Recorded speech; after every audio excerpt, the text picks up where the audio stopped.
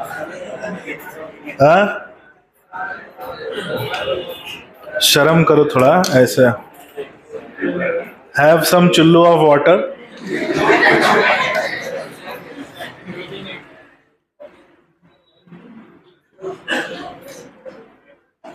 तो मेंढक की आंतरिक संरचना, और आंतरिक संरचना में पहला पॉइंट देखेंगे पाचन तंत्र।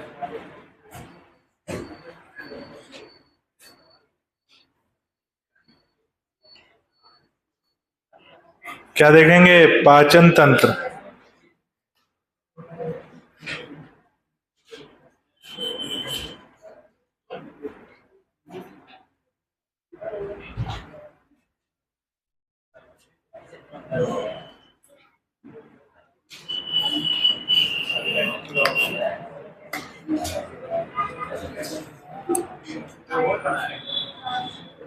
रोबोट दिख रहा है तुमको?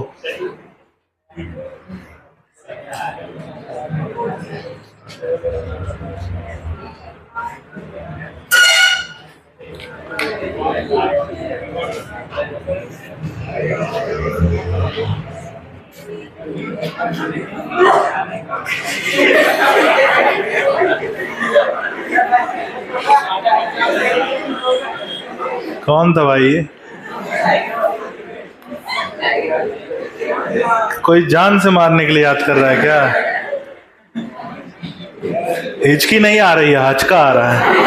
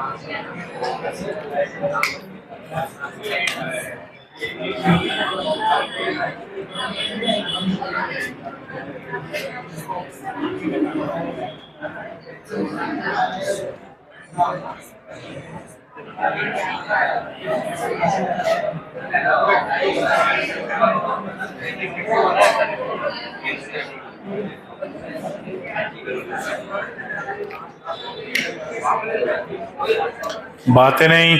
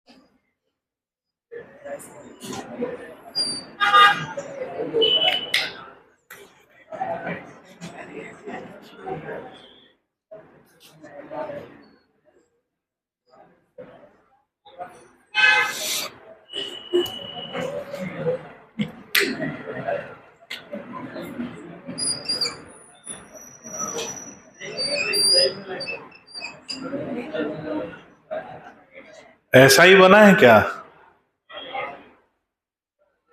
कहाँ बना है? हाँ,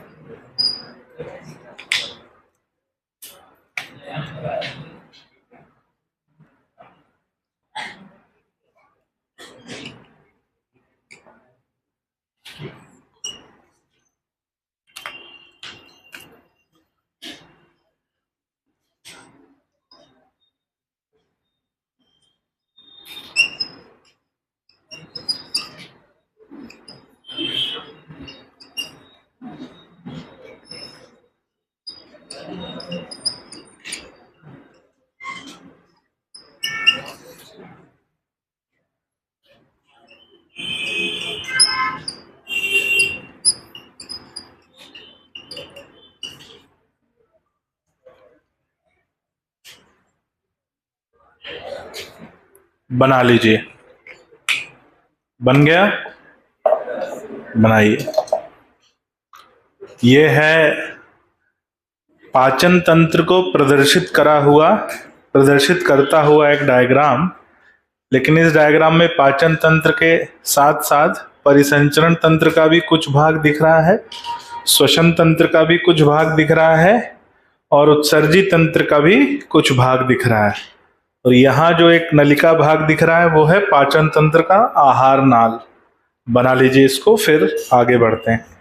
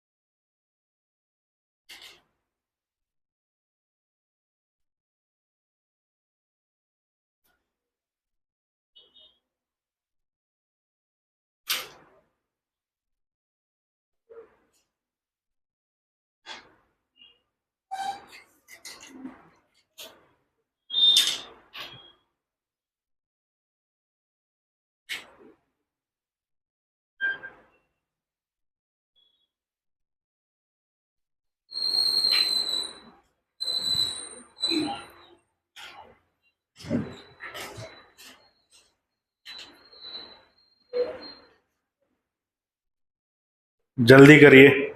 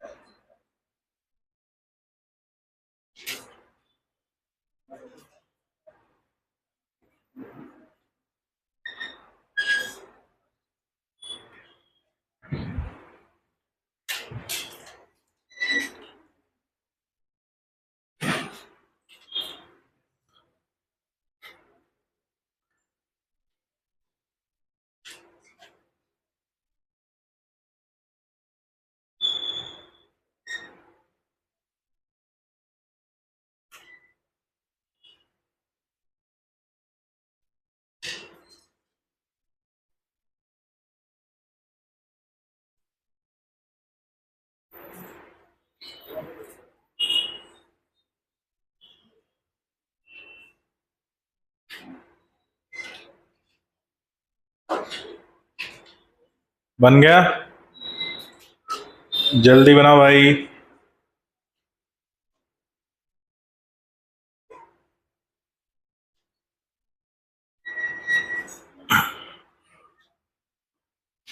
कुछ लोग अभी लौटे नहीं। हाँ, भंडारा बचा है क्या? खाना बच गया था क्या? खत्म करके ही आएंगे। हाँ, ये भी हो सकता है भाई, है ना, स्वास्थ्य में भी असमानता आ सकती है।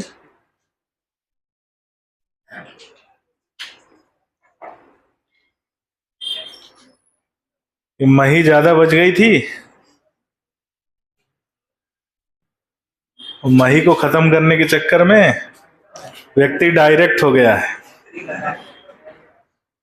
चलिए ध्यान से सुनो बेटा, पाचन तंत्र के दो भाग पाए जाते हैं। कितने भाग? दो भाग। एक है आहार नाल और दूसरा है आहार नाल से जुड़ी हुई पाचक ग्रंथियां। तो ये दोनों भाग मिलकर क्या बनाते हैं? पाचन तंत्र। तो लिखो, पाचन तंत्र के दो भाग पाए जाते हैं। पाचन तंत्र के दो भाग पाए जाते हैं।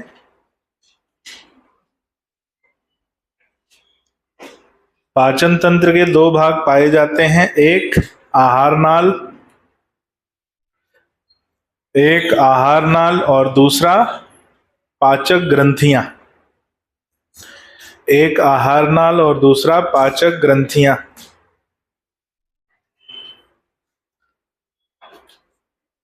आहार नाल और दूसरा पाचक ग्रंथियां। अगला पॉइंट लिखो कि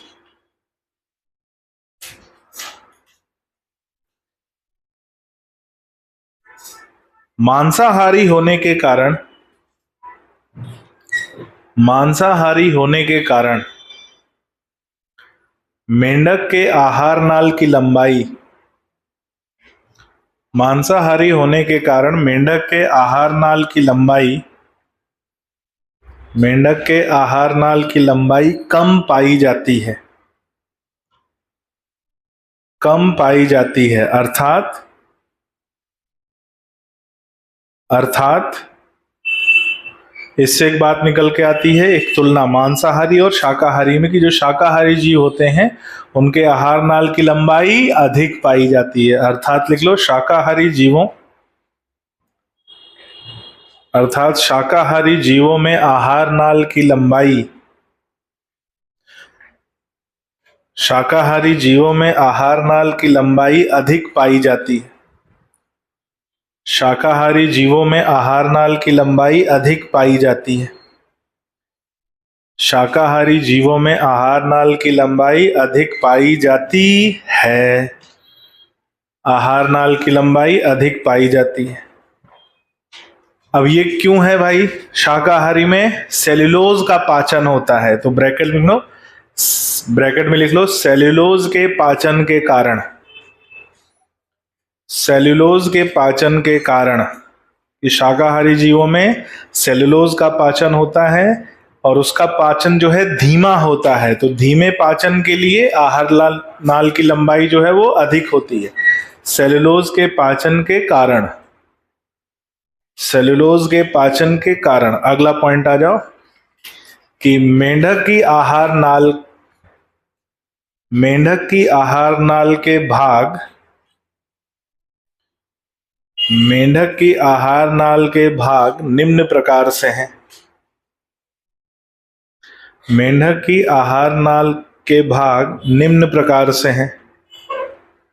एक मुख गुहा, मुख गुहा एरो, मुख गुहा एरो,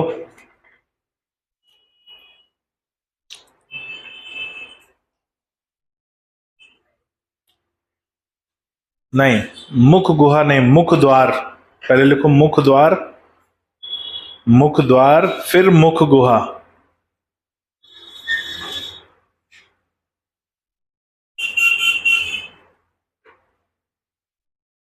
फिर लिखो फेरिंग्स। फेरिंग्स को क्या बोलते हैं? ग्रसिका या ग्रसनी?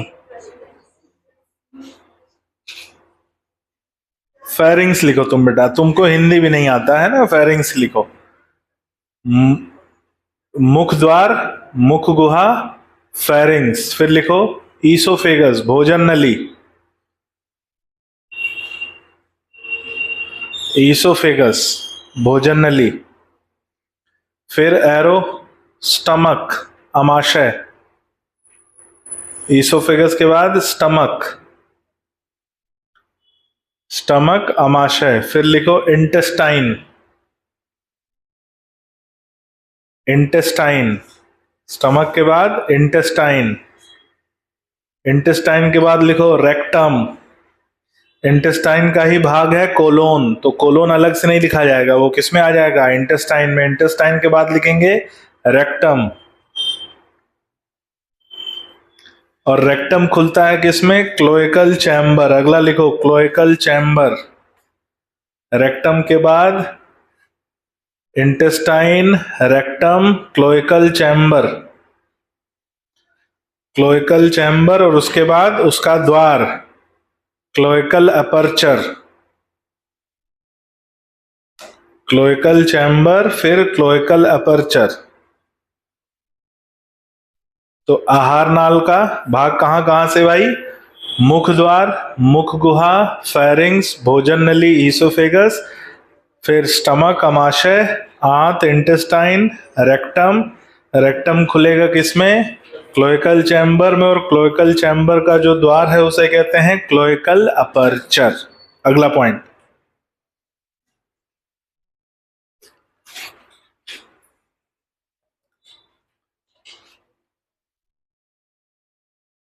पाचक ग्रंथियां निम्न प्रकार की पाई जाती हैं, पाचक ग्रंथियां निम्न प्रकार की पाई जाती हैं। पहला लिखो लिवर, पाचक ग्रंथियां निम्न प्रकार की पाई जाती हैं, पहला लिखो लिवर, लिवर ये पित्त रस का स्त्राव करता है, पित्त रस मतलब बाइल, ये पित्त रस का स्त्राव करता है,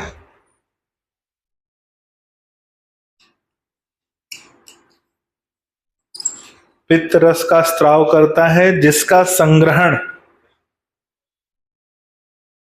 जिसका संग्रहण पित्ताशय यानी गॉल ब्लैडर, जिसका संग्रहण पित्ताशय यानी गॉल ब्लैडर में होता है, जिसका संग्रहण पित्ताशय यानी गॉल ब्लैडर में होता है, इसे पित्ताशय या पित्त की थैली भी बोलते हैं। तो बाइल एक प्रकार का पाचक रस है जिसका स्राव कौन करता है, लिवर, किंतु स्त्रवित होने के बाद वो संग्रहित होता है कहाँ, गॉल ब्लैडर में, गॉल ब्लैडर यानी पित्ताशय जिसे पित्त की थैली कहते हैं। जब आवश्यकता होगी तो बाइल कहां से निकलेगा, लिवर से या पित्ताशय से, क्योंकि संग्रहित कहां हुआ है, पित्ताशय में, तो निकलेगा कहां, पित्ताशय से। ठीक है, तो जब शरीर को आवश्यकता होगी तो वो कहां से आएगा, लिवर से या गॉल ब्लैडर से, गॉल ब्लैडर से। आई बात समझ में। दूसरा लिखो पैंक्रियाज, अग्नाशय, पैंक्रियाज या अग्नाशय, पैंक्रियाज या अग्नाशय लिखो। इसके द्वारा अग्नाशयी रस स्त्रवित होता है, इसके द्वारा अग्नाशयी रस स्त्रवित होता है, अग्नाशयी रस स्त्रवित होता है, इसके द्वारा अग्नाशयी रस स्त्रवित होता है। कौन सा रस स्त्रवित होता है, अग्नाशयी रस स्त्रवित होता है, इसके द्वारा अग्नाशयी रस स्त्रवित होता है, जिसमें पाचक एंजाइम उपस्थित पाए जाते हैं, जिसमें पाचक एंजाइम उपस्थित पाए जाते हैं,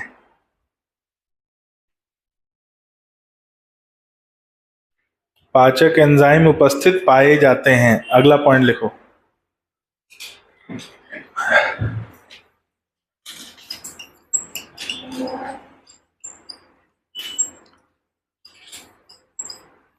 मेंढक की जीभ,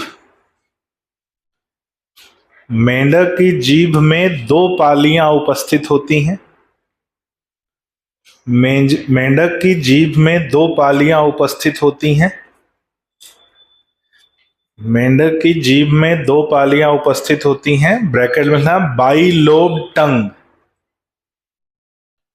बाइलोब टंग, दो पालियां उपस्थित होती हैं, बाइलोब टंग। ठीक है।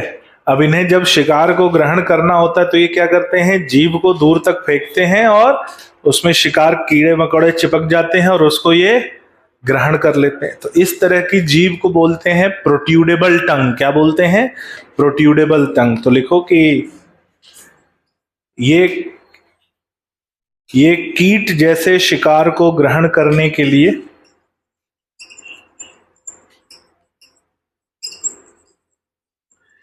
ये कीट जैसे शिकार को ग्रहण करने के लिए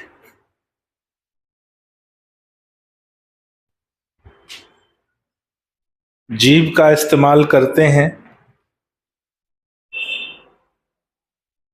ये कीट जैसे शिकार को ग्रहण करने के लिए जीभ का इस्तेमाल करते हैं, जिसे प्रोट्यूडेबल टंग कहा जाता है। जिसे प्रोट्यूडेबल टंग कहा जाता है।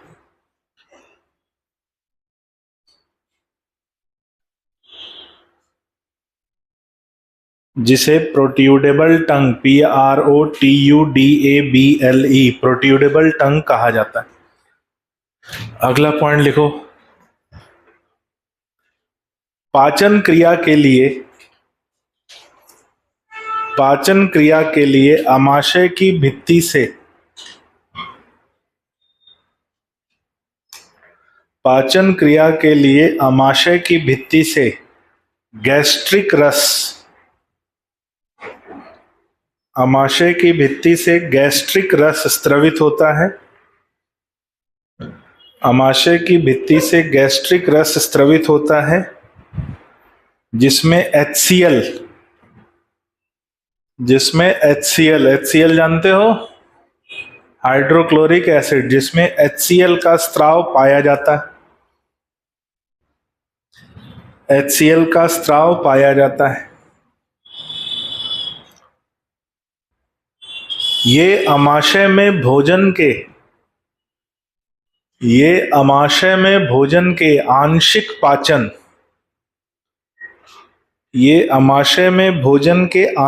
पाचन में कार्य करते हैं।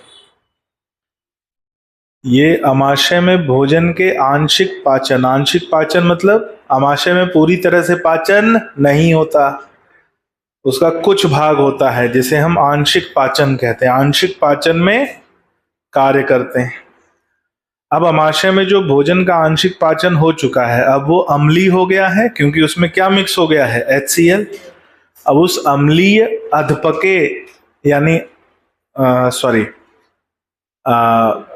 अम्लीय आंशिक रूप से पचे हुए भोजन को काइम कहा जाता है। क्या कहा जाता है, काइम। और वो काइम आमाशय से कहाँ जाएगा, इंटेस्टाइन में। तो लिखो, आमाशय से आंशिक रूप से पचे हुए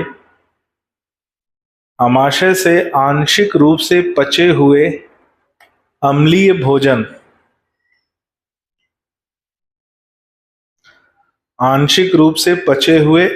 भोजन, ब्रैकेट में लिखना काइम,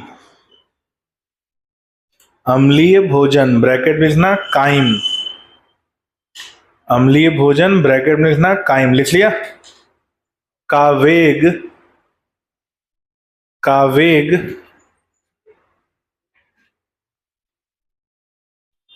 इंटेस्टाइन में होता है। आमाशय से आंशिक रूप से पचे हुए अम्लीय भोजन काइम का वेग इंटेस्टाइन में होता है। अगला पॉइंट, आंत में उपस्थित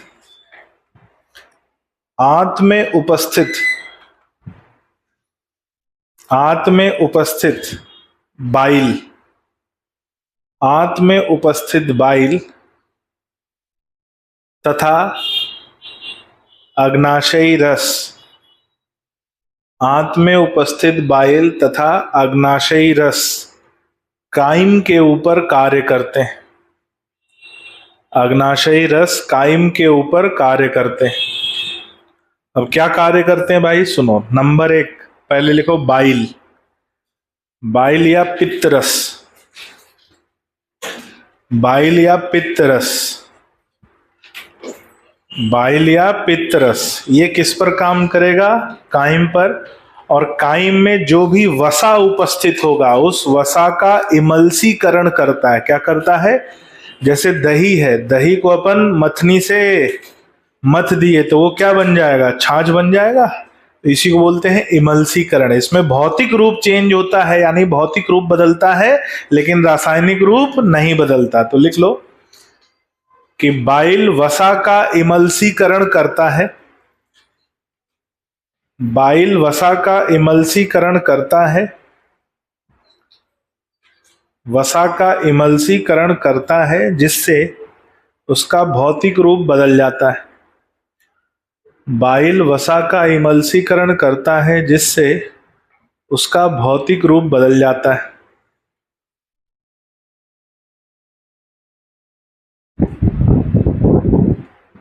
जिससे उसका भौतिक रूप बदल जाता है।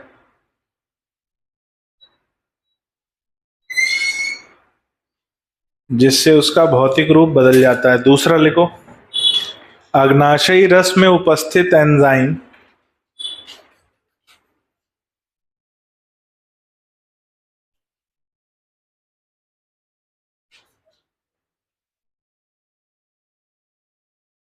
इसको क्या हो गया,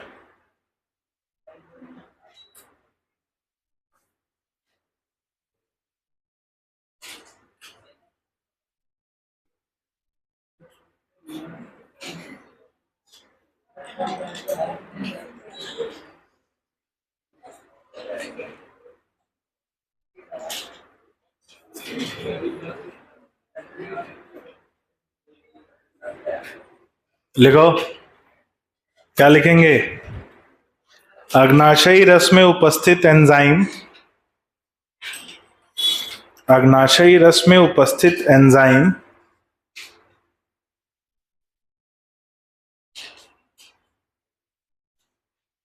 पाचन को पूर्ण करने में कार्य करते हैं। पाचन को पूर्ण करने में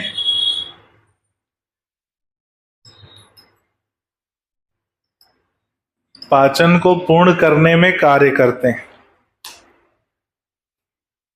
अगला पॉइंट स्टार लगा के लिखना। Common bile duct, common bile duct, common bile duct नलिका के माध्यम से, कॉमन बाइल डक्ट नलिका के माध्यम से बाइल, कॉमन बाइल डक्ट नलिका के माध्यम से बाइल और अग्नाशयी रस, बाइल और अग्नाशयी रस, बाइल और अग्नाशयी रस दोनों आंत में पहुंचते हैं। बाइल और अग्नाशयी रस दोनों आंत में पहुंचते हैं। बाइल और अग्नाशयी रस दोनों आंत में पहुंचते हैं, जहां जहां कार्बोहाइड्रेट, वसा और प्रोटीन, जहां कार्बोहाइड्रेट, वसा और प्रोटीन का पाचन होता है, जहां कार्बोहाइड्रेट, वसा और प्रोटीन का पाचन होता है। लिखो, आंत में ही पाचन क्रिया पूर्ण होती है। आंत में ही पाचन क्रिया पूर्ण होती है। आंत में ही पाचन क्रिया पूर्ण होती है। आंत में ही पाचन क्रिया पूर्ण होती है। अगला पॉइंट, पाचन के बाद, पाचन के बाद आंत में ही भोजन का अवशोषण होता है। पाचन के बाद आंत में ही भोजन का अवशोषण होता है। आंत में ही भोजन का अवशोषण होता है।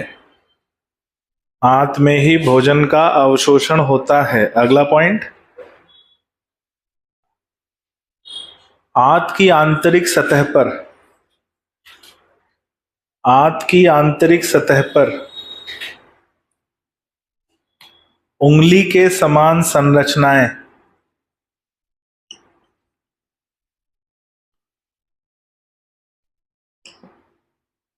आंत की आंतरिक सतह पर उंगली के समान संरचनाएं, विलाई और माइक्रोविलाई, उंगली के समान संरचनाएं विलाई और माइक्रोविलाई, विलाई और माइक्रोविलाई उपस्थित होती हैं। विलाई और माइक्रोविलाई उपस्थित होती हैं जो अवशोषण के लिए आंतरिक पृष्ठ क्षेत्रफल, जो अवशोषण के लिए आंतरिक पृष्ठ क्षेत्रफल, जो अवशोषण के लिए आंतरिक पृष्ठ क्षेत्रफल को बढ़ाती हैं। अवशोषण के लिए आंतरिक पृष्ठ क्षेत्रफल को बढ़ाती हैं। तो हमारी आंत में भी उंगली के समान संरचनाएं विलाई और माइक्रोविलाई पाए जाते हैं जो आंतरिक पृष्ठ क्षेत्रफल को बढ़ाते हैं। जितना क्षेत्रफल ज्यादा होगा उतनी ही अवशोषण क्रिया ज्यादा होगी। ये काम कौन करता है? विलाई और माइक्रोविलाई। अगला पॉइंट,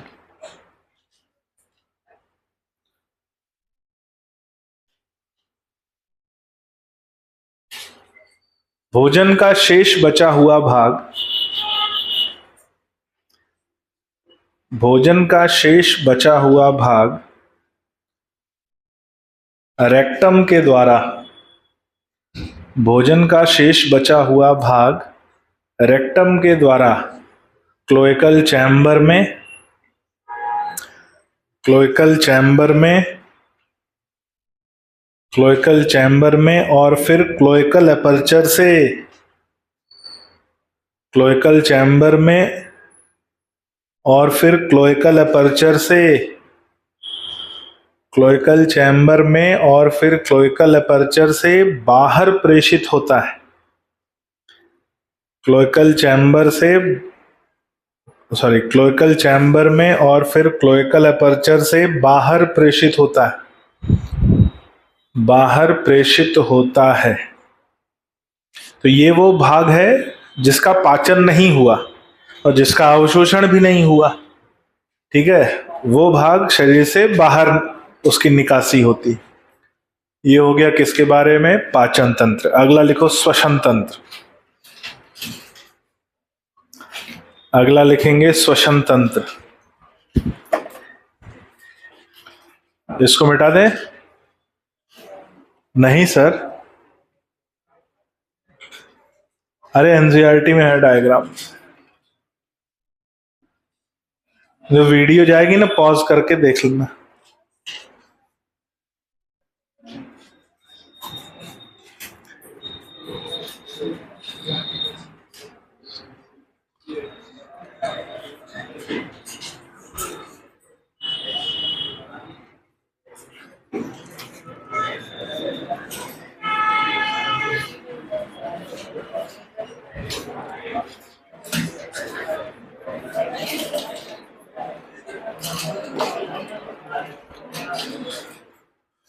हाँ भाई, कहां पहुंचे? श्वसन तंत्र।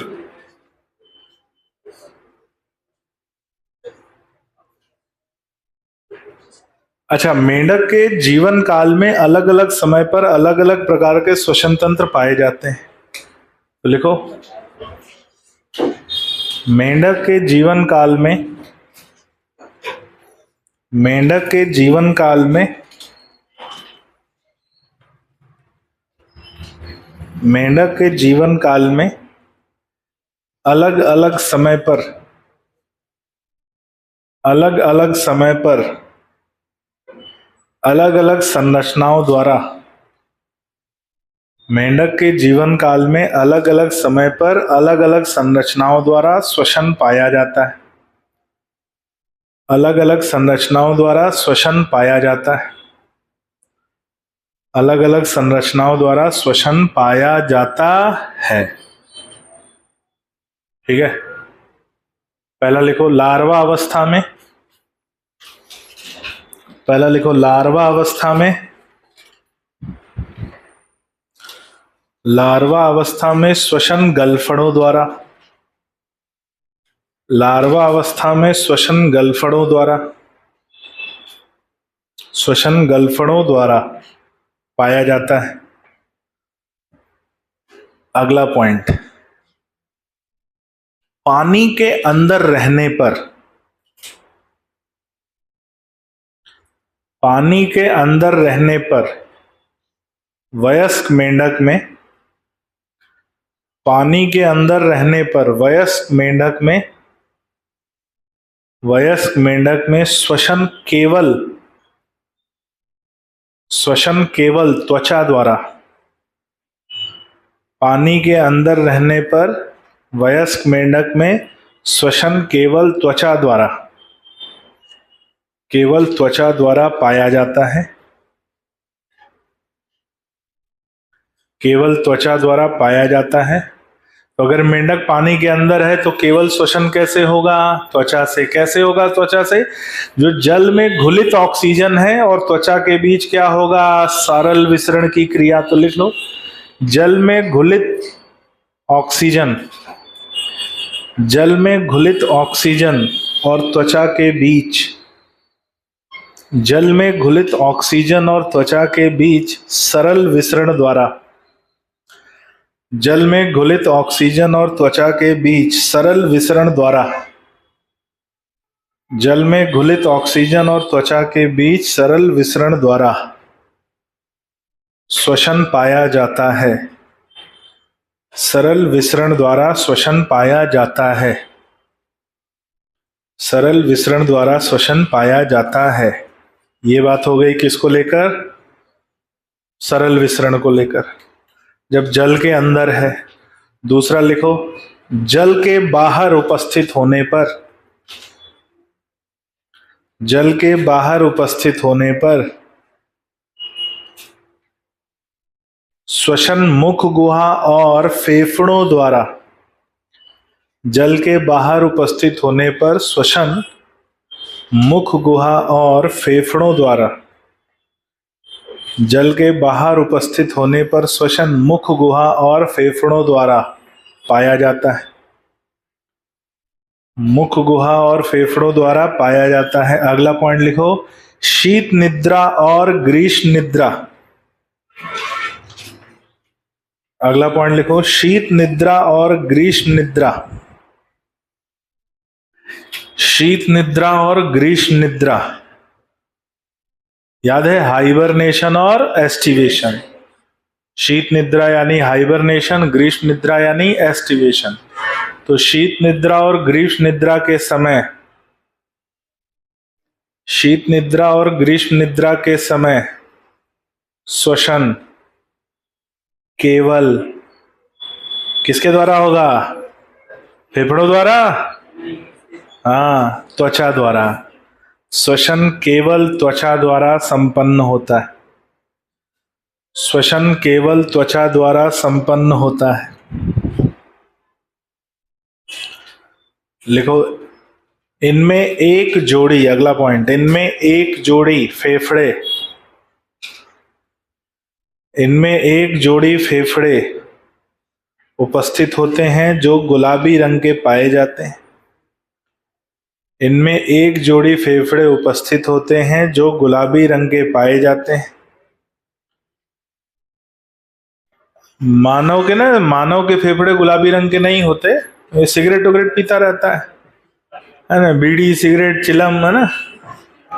तो मनुष्य के जो फेफड़े एक समय के बाद काले हो जाते हैं। आप कभी अगर किसी मृत मनुष्य के फेफड़े आप बाहर निकाल के देखो तो उसके फेफड़े को देखकर आप समझ सकते हो कि ये सिगरेट बीड़ी पीता था या नहीं। क्योंकि अगर वो व्यक्ति ऐसा हो जो सिगरेट पीता हो या बीड़ी पीता हो कुछ भी, तो उसके फेफड़ों पे काले काले धब्बे मिलेंगे अलग अलग जगह, जो कि टार होता है। और टार एक बार अगर चला गया अंदर तो वो बाहर नहीं आएगा, इसको बात समझना। तो अगर एक बार गया है अंदर, न छेड़ो हमें हम सता, है ना, एक बार भी अगर अंदर गया है, सुलग दंडिका से निकलता हुआ धूम्र, सुलग दंडिका जानते हैं, सुलगती हुई दंडिका, और उससे निकलता हुआ धुआं, और वो अंदर गया है, दम मारो दम, मिट जाए गम, सारे गम मिट जाते हैं। अनुभव होगा तुम लोग को, क्यों? पीछे वाले हमसे कम अनुभव है? नहीं, हमसे तो कम ही होगा। तजुर्बा अच्छा है, फिल्टर अच्छा है। नहीं नहीं, हमको जरा भी अनुभव नहीं है, एक आध बार का है। अरे वो भी मैं बता दे रहा हूं, मैं जो बात है वो मैं साफ बता देता हूं। हमारे नाना जी बहुत नॉन स्टॉप चलते थे बीड़ी, नाना जी भी, और नहीं दादाजी नहीं चले हैं, नाना जी हमारे, नाना जी एकदम नॉन स्टॉप, मतलब एक खत्म हुई दूसरी शुरू। तो हम लोग सोचते थे कि यार हम लोगों को घर में सुबह जो है दूध, हॉर्लिक्स और छाछ लस्सी देते हैं, ये कौन सा विटामिन ले रहे हैं। तो हम उस समय रहे होंगे 5-6 साल के, उत्सुकता मन में बहुत, हमने कहा ये विटामिन अलग है, ये अलग है, इसमें ताकत लग रहा है ज्यादा है, आग निकल रही है ना, धुआं निकल रहा है। तो हमने कहा हमको ये चाहिए। बोले क्या? यही जो आप ले रहे हो। बोले ये बच्चों का नहीं, बड़ों का है। हमने कहा ठीक है। तो अब नाना जी की आदत थी कि कभी कभार आधा फेंक देते थे। अब मैं देखा ऐसे आधा फेंक के, मैंने उठा लिया, उठा के गया ऐसे पीछे और उसके बाद जो खांसी शुरू हुई भाई, आंख से धुआं, नाक से धुआं, कान से धुआं, आंख लाल हो गई। घर वाले देखे कि इसको क्या हो गया, खांस रहा है। अब खांसे तो भाई बदबू भी आ रही है, क्योंकि दम मारो दम मिट जाए गम, है ना। तो वो एक मेरा अनुभव रहा कि हाँ, उत्सुकता को खत्म करने के लिए एक कश मैंने लिया था, और उत्सुकता उसी दिन खत्म हो गई, है ना। जैसे एक आध बार तो मैंने एक आध चीज ट्राई की है, जैसे भांग का तो मालूम ही है तुम लोगों को, भांग, है ना, भांग की कहानी मालूम ही है, नहीं है? मालूम है सबको है। एक बार मैंने भांग भी ट्राई करी है, एक बार, हाँ, उतने में ही आत्मा तृप्त हो गई थी। अरे होली का दिन था, और यहीं एमपी नगर में हम फर्स्ट ईयर में थे कॉलेज में, यहीं टहल रहे थे, साथ वाले दोस्त थे। तो यहाँ अभी बताया ना, ज्योति चौराहा जहाँ है वहां पर एक भांग की दुकान हुआ करती थी, अब वो उधर शिफ्ट हो गई है, एक्सिस बैंक की तरफ अब वो चली गई है। तब यहाँ पे थी, चौराहे पे, सरकारी थी भाई, हाँ सरकारी, शासकीय भांग की दुकान, उस पे लिखा था। होली का दिन था, दोस्त यार सब, उत्सुकता चरम सीमा पे होती है। तो वो ठंडाई में भांग मिला के दे रहा था, ठंडाई, वो दूध वाला जो ठंडाई होता है। तो हमने बोला अरे क्या है ये? बोला भांग है भैया। हमने दो, साथ वाले पी रहे थे। अब पीयर प्रेशर देखो, साथ वाले पिएंगे और तुम ना पियोगे, मर्द नहीं है, बोलते होगे ना, तू बेटा कॉम्प्लान पी, कॉम्प्लान है, घर जा कॉम्प्लान पिए ना, बोलते ना साथ वाले। हाँ, तो ऐसे ही हमको ही बोले। हमने कहा ले आओ, ले आए और एक गिलास पी ली। और भाई उसके बाद नहीं, उस समय कुछ नहीं हुआ। हाँ, नहीं बता रहा हूं ना, मैं ट्रक ड्राइवर बन गया था। तो पी लिया, घर गए, बढ़िया, घर गए, होली होली खेल के आधे 1 घंटे लगे, नहा धो के बढ़िया बैठे घर पे। अब मैं जहाँ रहता था वहाँ पीजी था, आंटी रहती थी, आंटी मतलब मेरा दोस्त था, उसी के घर में मैं रहता था। और खाना घर जैसा माहौल था, खाना वाना उसी के यहाँ बनता था। तो आंटी, मेरे दोस्त की माता जी, वो भोजन ले आई, बोले बेटा खाना खा लो आप लोग। हमने कहा हाँ आंटी खा लेते हैं। खाना खाने बैठे, थोड़ी देर बाद आंटी आ रही, कह रही क्यों तुम लोग भांग खा के आए हो क्या? हमने कहा नहीं आंटी। बोले नहीं कुछ तो है, तुम लोग कुछ गड़बड़ करके आए। हमने कहा हमको लगा यार क्या हो गया। बोले आंटी क्या हो गया? बोले बेटा 84 पूड़ी खा गए दोनों लोग, 3.5 किलो। हाँ अब वो काउंट किया उनने भाई, 3.5 किलो आटे की पूड़ी खा गए तुम लोग। अब जैसे ही हमने ये सुना और मेरे को लगा, मैंने अपने दोस्त को देखा, हमने कहा अबे भांग चढ़ गई। और इतना बोलते ही मुझे हंसी आने लगी, अबे भांग चढ़ गई। और फिर वो जो हंसी शुरू हुई। अच्छा मैं रह रहा था अपने दोस्त के घर में, मैं तो भाई दोस्त हूं, उसके यहाँ रह रहा था, उसका तो घर है। अबे भाई बोल मत, आराम से, भाई तू मरवाएगा क्या? अबे भांग चढ़ गई। मैं हंस रहा हूं, वो रोने लगा, और यार मम्मी पापा को पता चल जाएगा बेटा। वो रो रहा है, मैं हंस रहा हूं। वो रो रहा है डर के मारे कि अभी घर में पता चल जाएगा, फूट फूट के रो रहा है ना, आंखें पूरी एकदम। अब मैं हंस रहा हूं, अबे भांग चढ़ गई। अब तुम इमेजिन करो, 2 लोग एक कमरे में है, एक हंस रहा है और एक रो रहा है। इमेजिन करो। फिर आधे घंटे तक ये चला, लेकिन अपने को समझ में आ गया भाई कुछ तो आउट ऑफ द नेचर हो गया है ना, कुछ तो अलग हो चुका है। हमने कहा एक काम करते हैं, दोस्त वगैरह, फ्लैट है थोड़ा 2 किलोमीटर दूर एक कॉलोनी में, मिनाल सुना होगा, मिनाल में दोस्त वगैरह रहते हैं। हमने कहा एक काम करते हैं, मैं वहां जाता हूँ।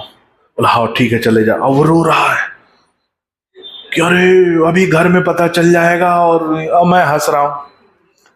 तो मैंने गाड़ी उठाई, मेरे पास एक बाइक हुआ करती थी उस समय, स्टार्ट किया और दोस्त की तरफ निकल दिया, दोस्त के घर की तरफ।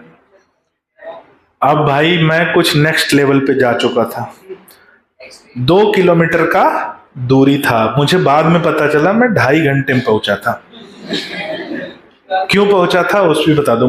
मैं रोड से जब जा रहा हूं, मुझको लग रहा है ना कि ऐसे ट्रक वाला एकदम उड़ाते हुए मेरे बगल से जा रहा है, उड़ाते हुए।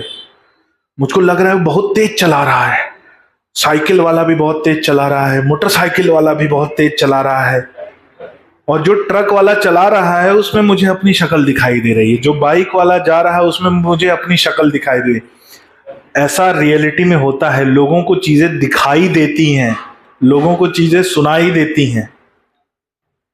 इसी को भ्रम बोलते हैं, हेलुसिनेशन। क्या बोलते हैं? हेलुसिनेशन। और वो हो रहा है, लिटरली मुझको दिख रहा है। मुझको ऐसा लग रहा है कि जो सड़क पार कर रहा है वो भी मैं हूं। तो मैंने अपनी गाड़ी बहुत धीमे कर ली, इतनी धीमे कर ली कि 2 किलोमीटर में 2.5 घंटे में पहुंचाऊं, इतनी धीमे। अब तुम सोच लो कि जो मुझे देख रहा होगा रोड पे, वो क्या समझ रहा होगा,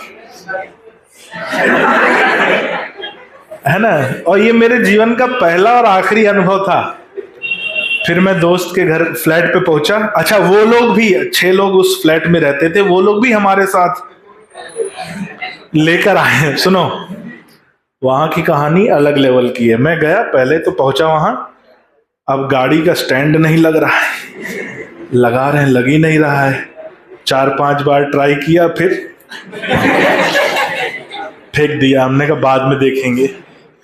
अंदर गए भाई, अंदर का माहौल देख के मेरे रोंगटे खड़े हो गए। उन चारों में से एक, नहीं, उन चारों में से एक रोया पड़ा, मतलब ऐसा लेटा हुआ है, उसको सफेद चद्दर उड़ा दी है, उसको सफेद चद्दर उड़ा दी है। बगल में एक आलू में 2 अगरबत्ती खोस के जलाए। हम गए, हमने कहा भाई इसको क्या हो गया? बोला अबे ये मर गया। अच्छा उनने सोचो, उनने उसको मरा हुआ डिक्लेयर कर दिया है, और वो प्लान कर रहे हैं उसके अंतिम संस्कार के लिए कि यार वो मर गया है, उसके घर वालों को बोल दिया है। उसके घर वालों को ही बोल दिया। वो मर गया, उसके घर वालों को बोल दिया है, शाम को अंतिम संस्कार के लिए घाट पे भी फोन कर दिया है, लकड़ी वकड़ी की व्यवस्था कर रहे हैं। अब एक वहां लेटा पड़ा है जिसके ऊपर चद्दर उड़ा दी है, दो व्यवस्थाओं में लगे हैं। वो घर वाले मैं देखा किसी से फोन से बात कर रहा है, वो घर वाले आते आते कल हो जाएगा, तो वो फ्रीजर वाला भेज दो, डेड बॉडी फ्रीजर में रख दिया। पूरा अरेंजमेंट चल रहा है वहां। 3 हो गए, 1 बचा। एक लेटा है, 2 व्यवस्था में लगे हैं और फुल डेडिकेशन से। और मैंने कहा चौथा कहाँ है, नाम नहीं बताऊंगा नहीं तो गधे वाले देखेंगे ना कभी। तो चौथा बोले कहाँ है। चौथे को बुखार आया पड़ा है, पूरा शरीर लाल। हमने बोला उसको क्या हुआ है, बोले उसको बुखार आया है, एम्बुलेंस बुलाई है, आ रही है एम्बुलेंस। हमने कहा यहां तो नेक्स्ट लेवल जा चुका है। फिर हमने दोनों को 2 थप्पड़ दिए,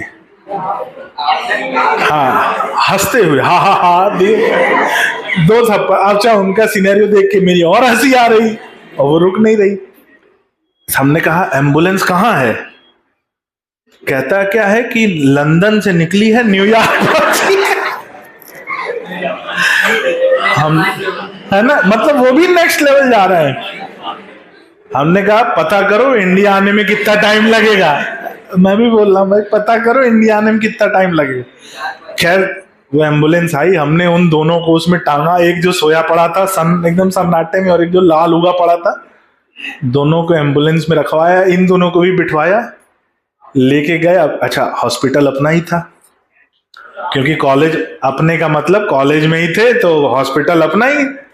हमने बेटा कुछ नहीं, सीधे पहुंचो अपने पीपल्स हॉस्पिटल, मतलब घर का हॉस्पिटल। मैंने पहले समझो सब लोग पहुंचो पीपल्स में पहुंचे।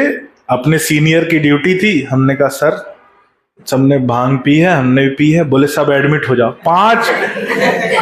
5 बेड पे अपन 5 एडमिट हुए पड़े हैं, 4 वो और 1 हम।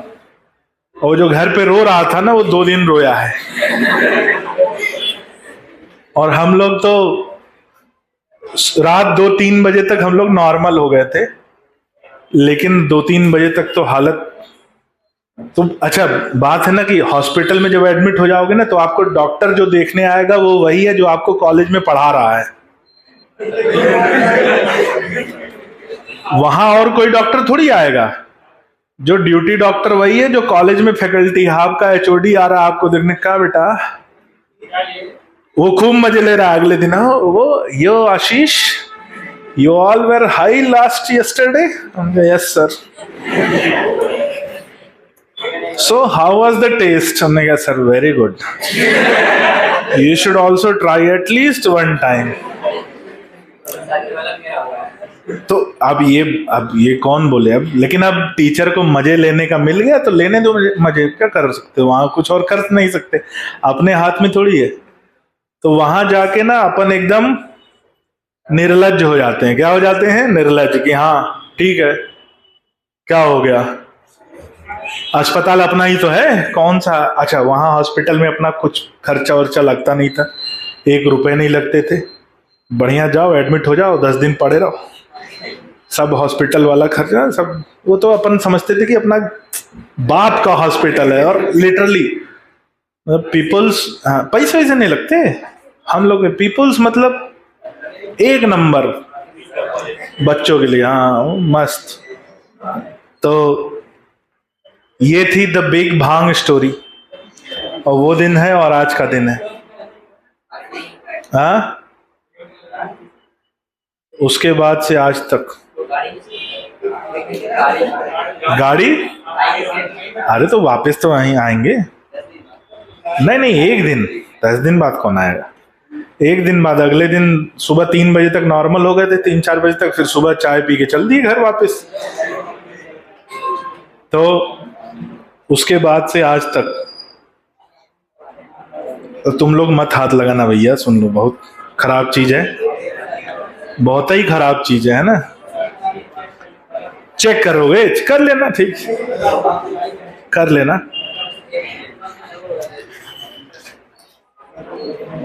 क्या लिखा अपन ने,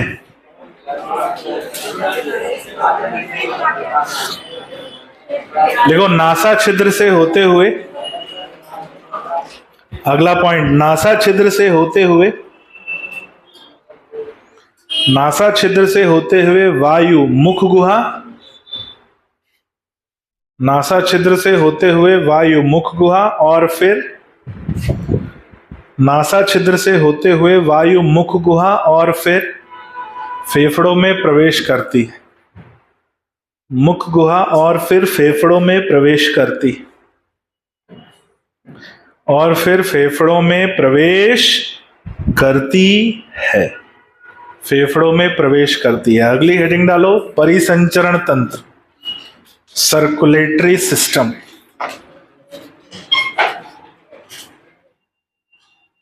परिसंचरण तंत्र या सर्कुलेटरी सिस्टम।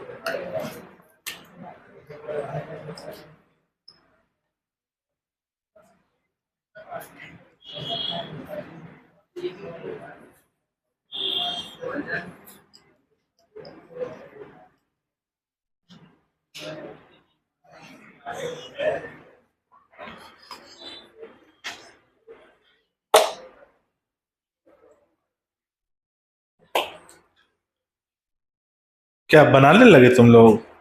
बना लो फिर।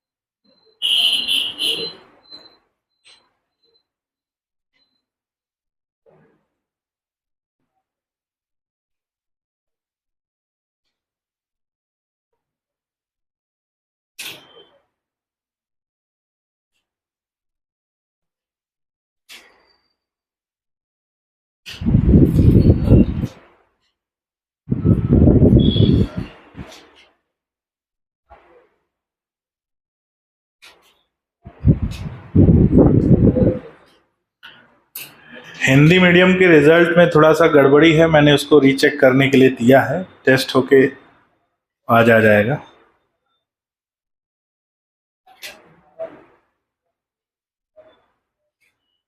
चलिए भाई, बन गया, लिखिए।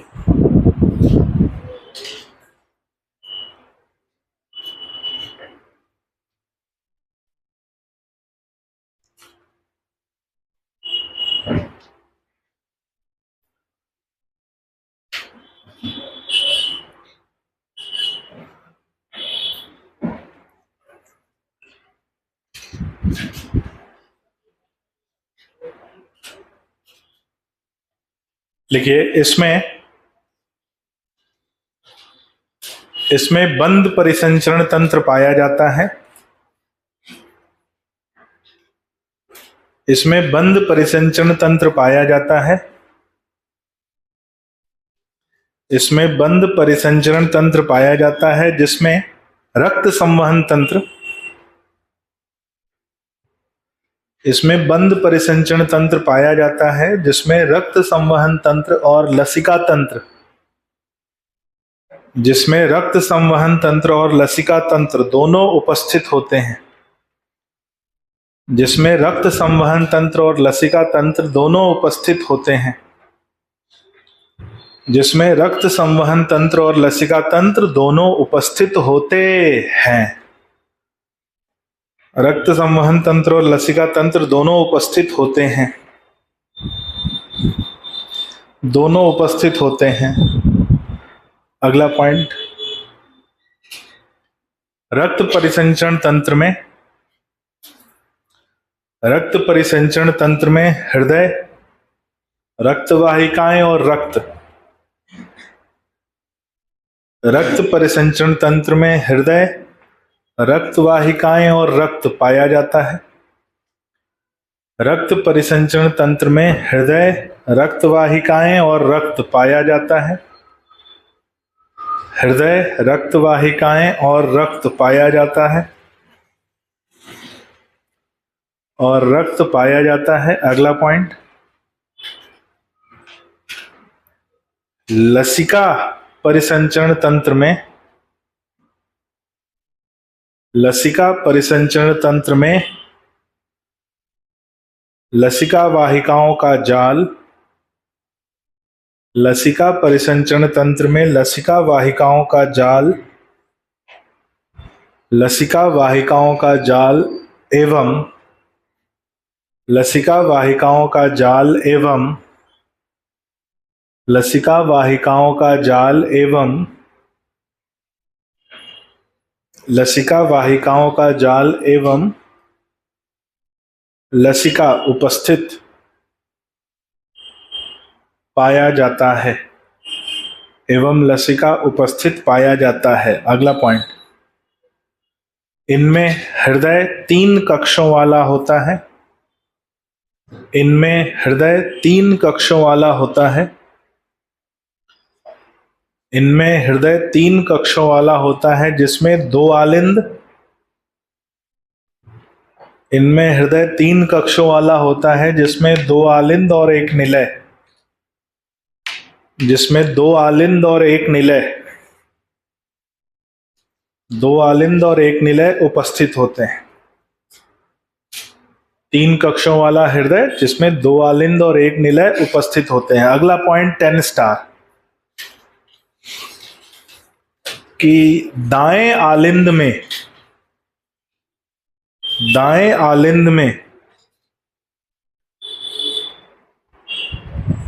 दाएं आलिंद में एक त्रिकोणीय संरचना, दाएं आलिंद में एक त्रिकोणीय संरचना साइनस विनोसस, एक त्रिकोणीय संरचना साइनस विनोसस खुलती है। दाएं आलिंद में एक त्रिकोणीय संरचना साइनस विनोसस खुलती है। त्रिकोणीय संरचना साइनस विनोसस खुलती है जो महाशिरा से रक्त ग्रहण करती है, जो महाशिरा से रक्त ग्रहण करती है, जो महाशिरा से रक्त ग्रहण करती है। महाशिरा से रक्त आता है किसमें? साइनस विनोसस, और साइनस विनोसस से जाता है किसमें? दाएं आलिंद में। कौन सा रक्त जाता है? अनाक्सीकृत रक्त। आई बात समझ में? अगला पॉइंट, बाएं आलिंद में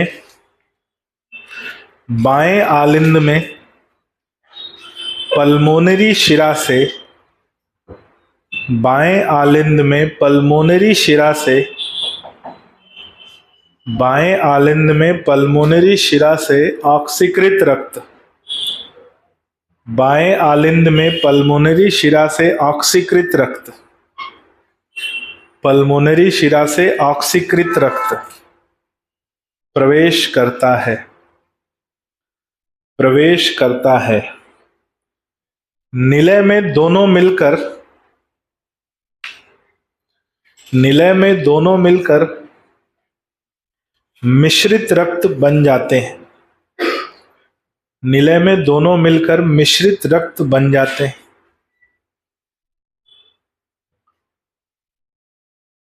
अगला पॉइंट स्टार लगा के,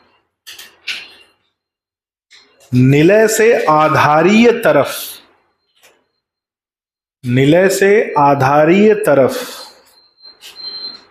एक थैली खुलती है। निलय से आधारीय तरफ एक थैली खुलती है जिसे ट्रंकस आर्टीरियोसस, आधारीय तरफ एक थैली खुलती है जिसे truncus arteriosus, sorry conus arteriosus, not truncus, conus arteriosus, को कोनस आर्टीरियोसस, इसको कोनस कर लो, कोनस आर्टीरियोसस। निलय से आधारीय तरफ एक थैली खुलती है जिसे कोनस आर्टीरियोसस कहते हैं, जिसे कोनस आर्टीरियोसस कहते हैं।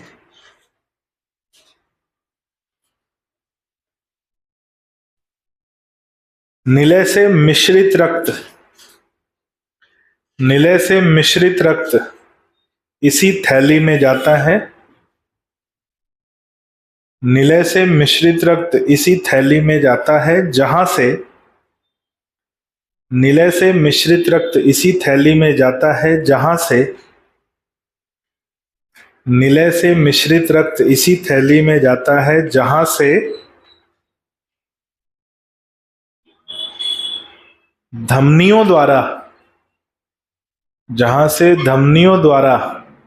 ये शारीरिक अंगों में पहुंचता है, जहां से धमनियों द्वारा ये शारीरिक अंगों में पहुंचता है, शारीरिक अंगों में पहुंचता है। अगला पॉइंट, इनका हृदय मांसल होता है। इनका हृदय मांसल होता है तथा ये भी मायोजेनिक हृदय की श्रेणी में,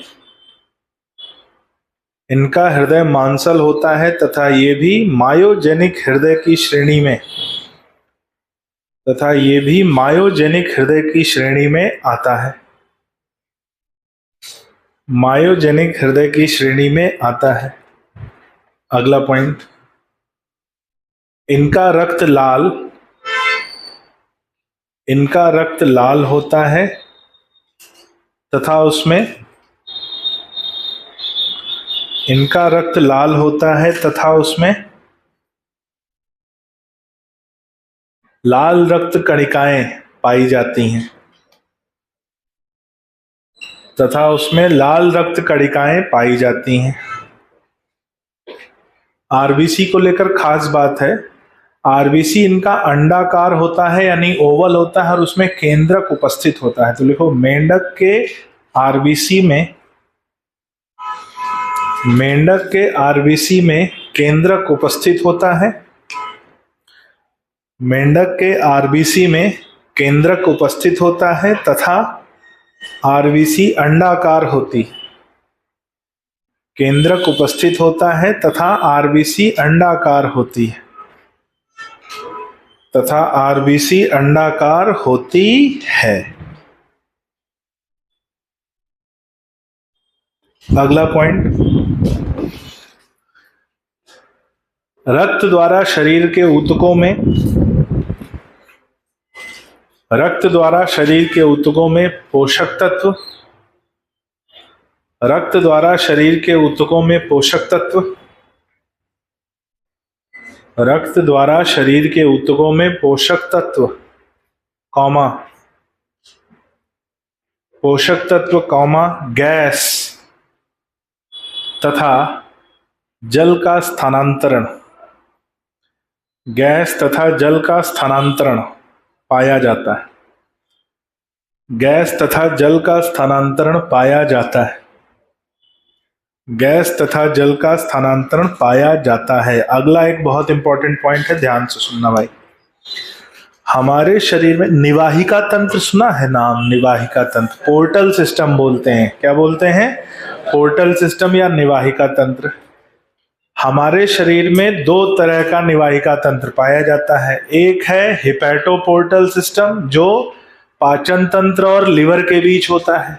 दूसरा है हाइपोफाइसियल पोर्टल सिस्टम जो हाइपोथैलेमस और पीयूष ग्रंथि के बीच होता है। हमारे शरीर में दो हैं, इनके शरीर में भी दो हैं, लेकिन एक इनका हमारे से अलग है।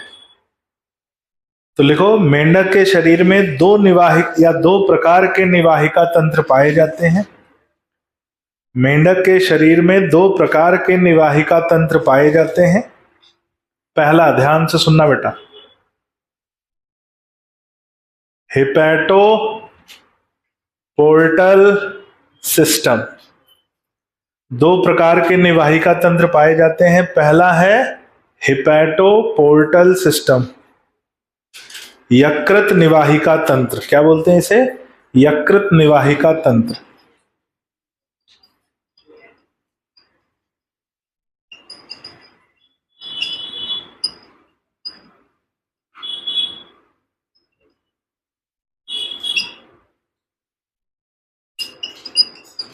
अब ये जो सिस्टम है ये कहां से कहां रक्त ले जाता है? पाचन तंत्र यानी आहार नाल, आहार नाल से रक्त कहां ले जाता है? तो लिखो, ये निवाहिका तंत्र, ये निवाहिका तंत्र रक्त को आहार नाल से लिवर में ले जाता है।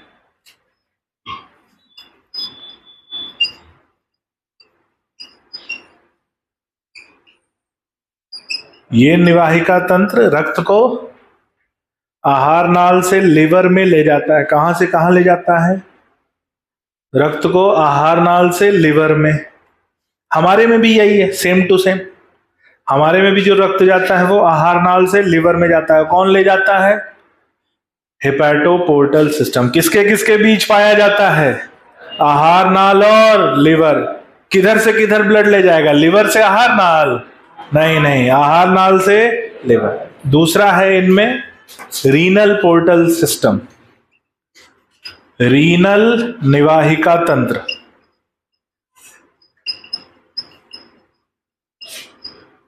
रीनल पोर्टल सिस्टम या रीनल निवाहिका तंत्र। तो खास बात यहां पर, ये वाला जो सिस्टम है वो हमसे अलग है, हम में ऐसा नहीं होता। ये वाला तो मानव में उपस्थित है, ये वाला मानव में उपस्थित नहीं है। ये क्या करता है? शरीर के निचले भाग से शिराओं द्वारा रक्त को लाता है किडनी में। कहां लाता है? तो इसमें जो वेग होता है रक्त का, कहां से कहां होता है? शरीर के निचले भाग से निचले भाग से रक्त कहां ले जाता है? किडनी में। कहां ले जाता है? तो लिख लो, दूसरा लिख लो, रीनल निवाहिका तंत्र। इसमें रक्त शरीर के निचले भाग से, इसमें रक्त शरीर के निचले भाग से किडनी में प्रवेश करता है। रक्त शरीर के निचले भाग से किडनी में प्रवेश करता है, किडनी में प्रवेश करता है।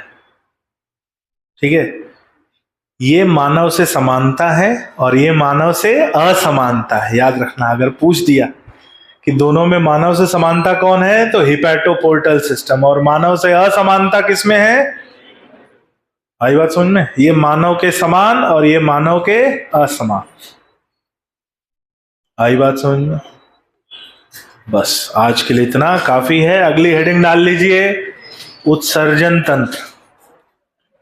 अगली हेडिंग डालेंगे उत्सर्जन तंत्र। तो आज हमने कितने तंत्र देखे? 3 देखे, पाचन तंत्र, श्वसन तंत्र और उत्सर्जन तंत्र। अगली क्लास में हम लोग, ध्यान से सुनना, अगली क्लास में हम लोग नहीं, पाचन तंत्र, श्वसन तंत्र और परिसंचरण तंत्र देखा।